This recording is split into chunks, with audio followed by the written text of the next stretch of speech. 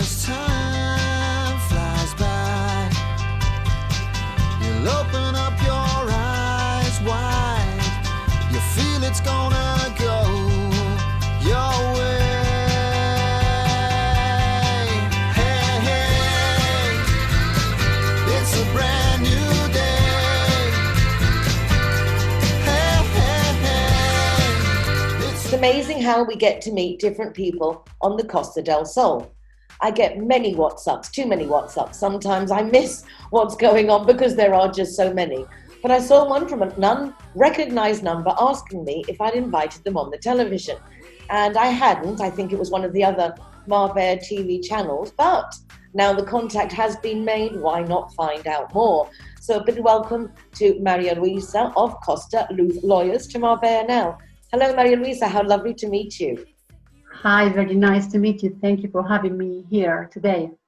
I believe you've been on the radio lately, and I know there's a lot of things in the legal world that need covering right now. I mean, apart from Brexit, things during lockdown and all the things are going to be a consequence of that. How was lockdown for you? Because I kind of begin to imagine how many issues you've needed to address.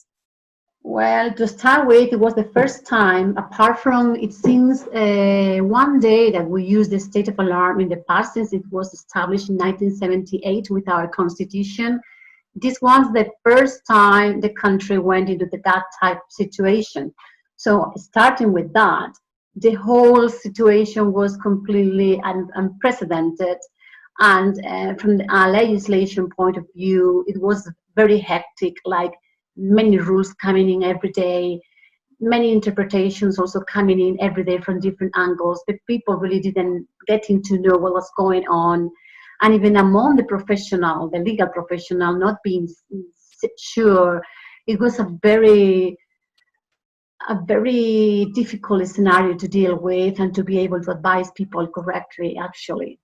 I don't think people appreciate the responsibility that a lawyer takes on, in the sense of its continuous studying.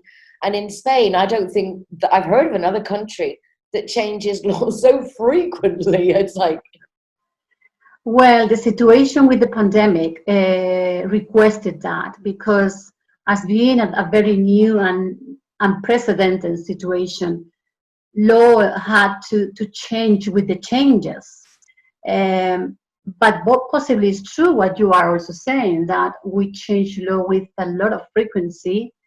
Yes, as legal professionals, we need to be very much updated, and therefore that's the reason the wage or what the profession is going is to a specialization, because it's impossible to be completely updated in every field of law, as law changes so much quick. And also not just law, but also case law. Like, for instance, case law for the European Union is continually like shaping law in the countries. So it's good that we are now going to a specialization, because the amount of information is huge. that is so true, in the sense of every category has so much information going on, and a lot of it makes sense. I was also thinking, the European Union obviously is enforcing European legislations, and Spain has many antiquated laws. Obviously, that it's good that they're updated, but it keeps you guys on your toes. It's very advantageous. I'm very grateful that we got the European Union there, because they work like as an incentive, as a level making for countries to make better legislations, and also for the unification of those, as we are in union and we got all those freedoms that we agreed. We need to have common law, common grounds for being safe, whatever the country you are in. And especially for consumer law, which is our specialty, financial consumer law, which means fighting banks. The European Union is making a great job. Is placing banks very much under regulation, which very much they have lacked it from their own national regulatory bodies. So the work of the European Union, especially of the European Court of Justice, is making that important role. And it's also important that people have somebody who understands and defends their rights in these instances, like these huge companies, the banks, the telephone companies. They all seem so intangible nowadays that you can't claim. And it's really, it's scary in a way. Without professionals dedicating to understand and create new legislations, I think we'd be totally lost. Yes, that's the beauty, and that's why my passion is in consumer law, because consumer law is a very right tool for putting a stop to big corporations and to big companies like bank, insurance companies, multinationals, which establishes their standards clauses that you didn't even know, and then you got the effects of them without even agreeing on them. So it's very beautiful. It's a discipline within law which makes people start feeling free and protected within the market. And that is really nice to know that there is help at the end of a line. And we had a query regarding the different laws and regulations imposed actually during lockdown. One of them is that if you were renting at the time, you couldn't be evicted from your home due to the lockdown situation. Is that actually being followed through? What is the date and the terminology? Do you know anything about that aspect? Well, I think that there has been a law. I am not completely sure, but I can email you the exact date, exact points, by which there were several months, I think it was 6 months, by which rental contracts, especially if they were home contracts, were extended if your contract period ended during the state of alarm time. I think it is for 6 months, but for being completely sure, I will have to look at it in the legislation, and I can email you the answer if you want. No, it's also there was, for example, as I understand it, as I was thinking all these wonderful laws that do come out actually to protect the consumer if they only get to know about them. For example, I believe that rental contracts were no longer allowed at just 11 months. They have to be up to 3 years if it's a long-term rental. Is that correct? As far as you remember, or am I asking you? Yes. Subject? Yes. Well, that's it has to be 5 years actually. If you are renting a home, you got rights to have the rental term extended up to 5 years. There was 3 in the past and was reformed recently to 5 years extension, unless the owner proves that he needs the house for his own home needs.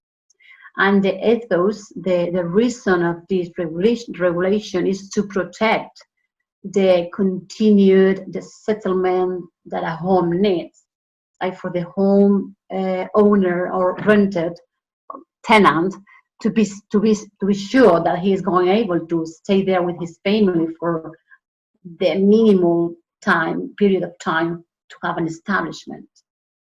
I love chatting about these things with you because a lot of people don't know their rights, and a lot of people wouldn't think maybe even to go to a lawyer, or they speak to the lawyer in the bar.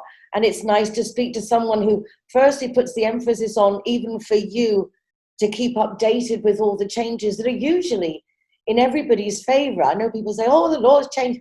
But again, to establish that normally it's in everybody's favor, but getting in contact with a professional who is actually dedicated to this is so highly recommended.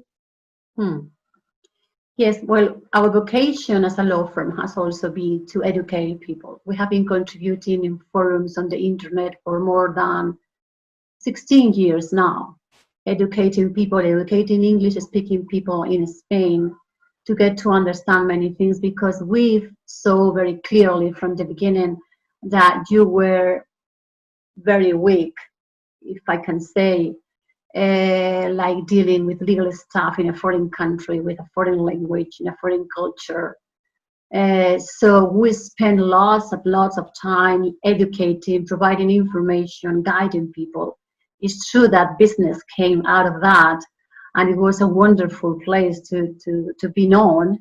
But it's also our passion. We really believe that we contribute to the common good doing that, and it's part of our social responsibility. When I'm the designated driver, I think it's only fair that I get to choose a ZeroHero venue that rewards me with free soft drinks. My friends all get to choose and booze, and they feel safe going home with me. Make sure that you get your reward for being the designated driver. Why pay if you don't have to? Hello guys, welcome to Harbour. All the designated drivers are welcome here to the Harbour. And we are very proud to be a ZeroHero partner. Hi guys, Ross here from Hogan stand. Proud to be a member of the ZeroHero campaign. And we recommend everybody. Nobody drives drinking. Everybody who drives a car doesn't have any alcohol in their system, and we're proud to sponsor the ZeroHero program.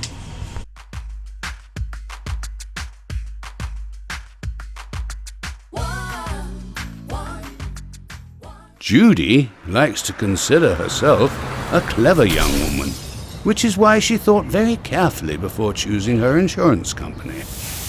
Now that she needs it, she's jolly glad she chose Linea Directa, as it looks as if she might have something better to do. Why don't you be clever, like Judy? Call Linea Directa on 952 14 78 34 and see which policy is best for you. We here at the Boardwalk are partners of ZeroHero, helping to keep our community's roads safe. If you're out with friends and drinking, please come along and collect your free drinks as part of the ZeroHero package.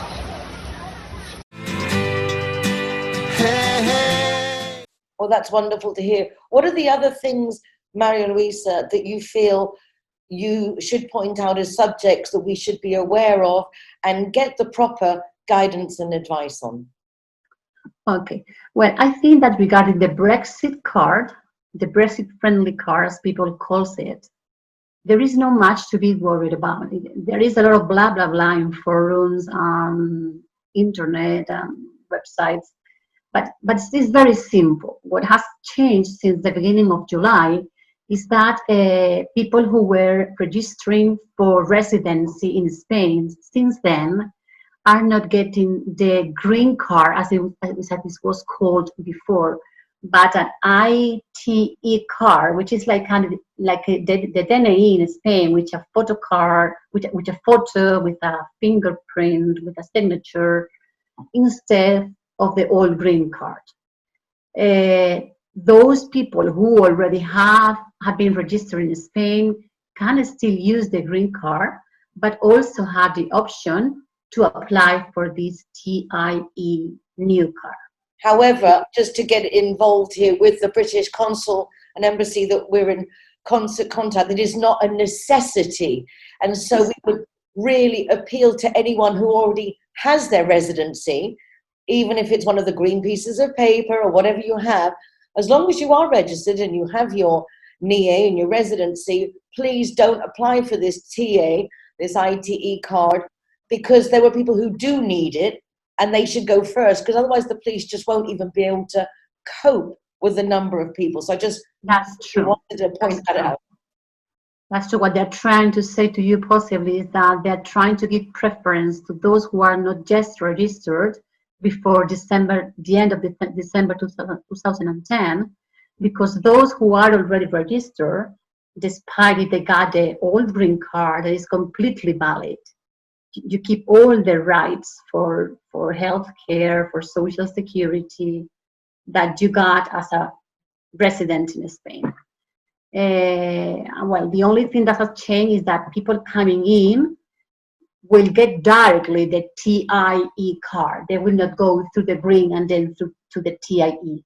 So it's not big deal. I mean, there are a lot of talking there, a lot of controversial opinions, but as a matter of fact, it's easy. It's just people who already have residence, be quiet, don't worry, and people who still don't have it, go quickly before the end of December 2010, and what they will get the new card, type of wallet-sized new card. But that's it. It's amazing how many things are going on. A few months ago, all we did was talk about Brexit, and then that was completely put aside, and all we did was talk about COVID. And it's like COVID, exactly. And since then, everything's changed. The way we look at the housing contracts with all the ERTEs, the people furloughed. There are just so many other subjects now that come in consumer protection range that you specialize. Yes, this is also a place where consumer law is making a good impact, because consumer law decisions are protecting very much the rights of consumers which have been damaged or kind of modified because of the pandemic. There was already a clause in ancient Roman law which says that once you got a contract, you need to meet it unless circumstances change so dramatically that requires the contract to be amended. Is like a kind of common sense principle. So, and we got the principle in Spanish law, obviously, and every law in the world have it. But consumer law is making a very strong defense for consumer who, for instance, lost a plane flight fee or a hotel fee or any type of losses that has been because of force majeure, which means strong, overwhelming force majeure, completely unprecedented circumstance. So, of course, companies will not make it easy, as always. So it's good that you either contact a consumers association or a consumer lawyer or find for advice in the internet, because there is a lot of advice, or a lawyer, because there are many lawyers trying to make good fees for people to be reasonable for people to use a lawyer for small claims. So yes, no, it's not always easy. Companies try not to meet those requirements. Regarding that, is there a point of finding the good old denuncia that was something that's so alien to us foreigners to know that there is this thing, but also it would seem quite effective in Spain previously? Is that still the case, that you can just go on with the police and file your denuncia for these little things that necessarily don't require a lawyer or you need immediate reaction to? Well, it helps if you put a denuncia to the local consumer's office, and it makes an impact. They are active, and they also punish the company for those behaviors. So it is effective. It is effective. I cannot say people not to use it, and they are public orgs that are there for helping people, and they work well. No, it's nice to know, because it's often, I always say #better together, but sometimes it's that combination of associations and lawyers and things that really give you that full feedback of options that are available. Where are you from yourself, Maria Luisa? Where are you from? Well, we live in Campo de Gibraltar, in Algeciras. It's an area in front of the Rock, near Sotogrande, near Tarifa. It's in the southest point of Europe. And our staff is all located here in this area, but the UK member of the staff who lives in Milton Keynes. He is Keith Rule. He was a former client of us, who encouraged us very strongly to fight banks back in 2008. Because of his persistence, we studied the matter very deeply and won his case and start a new case law in Spain for consumers. So you set a precedent. That's fabulous. Yes, we did. And then he became member of a team, especially for clients care. The fact that he had been a client before makes him very appropriate, and he feels himself very much in his place, because he can feel and he can know how people live through the whole judicial proceeding, which is a very long and tedious and sometimes complicated situation. So he is very able to make the company of people talking their same language, not just literally, but also emotionally, because he has been there before. Well, that's absolutely fabulous. And it's nice to see, because your passion for your work is obvious. I mean, it comes out when you're talking, you are shining, and it's nice to see the pride that you talk about the team. Maria Luisa, we're going to have to leave it there for today, but I really appreciate your honest and spontaneous feedback. It's lovely to know that there are professionals like you out there, and it's nice that you down that end. So if we need help down that area, we know where to go.